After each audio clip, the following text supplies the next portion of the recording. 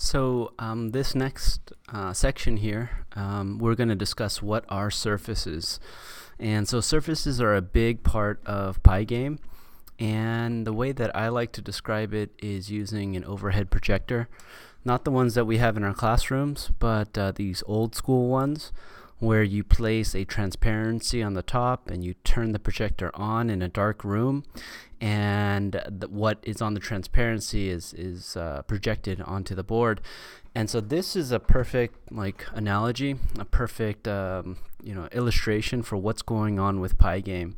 And so in Pygame we have a dark room with a projector in the middle, and we have transparencies that we put on top of the projector.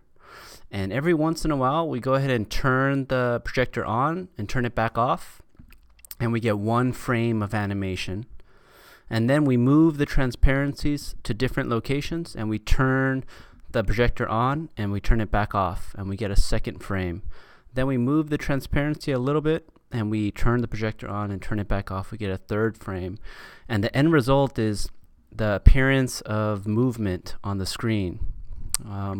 And so to bring it home a little bit more, right here, this call to Pygame display.set mode is us creating the screen, and this is like creating the projector. Okay, and we save that here on this. We save that here in the screen variable, and the way we turn that projector on and off is in our while loop. We say pygame.display.flip. All right, so the screen is a very special, object in our Pygame program. And now, in addition to the screen, we also have these surfaces that we can make. And so here on line 23, we're using pygame.surface to make a surface that is 40 pixels wide by 150 pixels tall, and we're putting it into the variable called paddle. And we are filling it with the color white.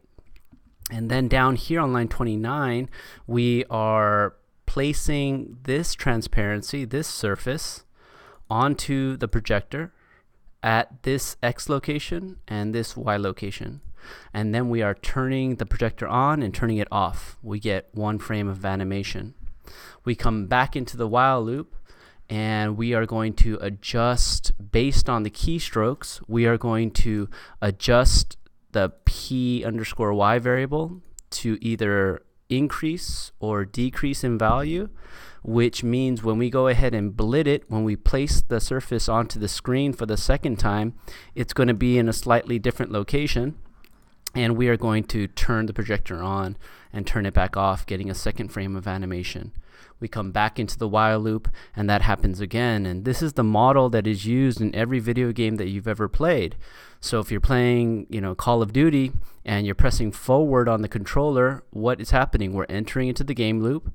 It is reading in the keystrokes. It is adjusting where the sprite is placed onto the screen using a variable. We're either increasing it or decreasing it, and then we are placing the sprite onto the screen at a certain X and Y location, and we are showing it to the user on the screen. Right? And so we're just looping, and so the entire time the game is playing, we're just looping in this while loop until somebody has reached a top score. Like maybe if the limit is 3, somebody's score has reached 3, or you press the red button on the top left corner of the window, and then this while loop stops, ending main, coming back here, and there's nothing left, so the program ends. Okay, and so that's in a nutshell what surfaces are and how Pygame works. We still haven't talked about how to read in keystrokes, how to adjust this variable to a new value so that it is placed at a different location on the screen with each iteration of the while loop, and we will talk about that. And I will continue to reference this model of the projector and the transparencies that are placed on the projector, because it's such an easy way to describe what's going on.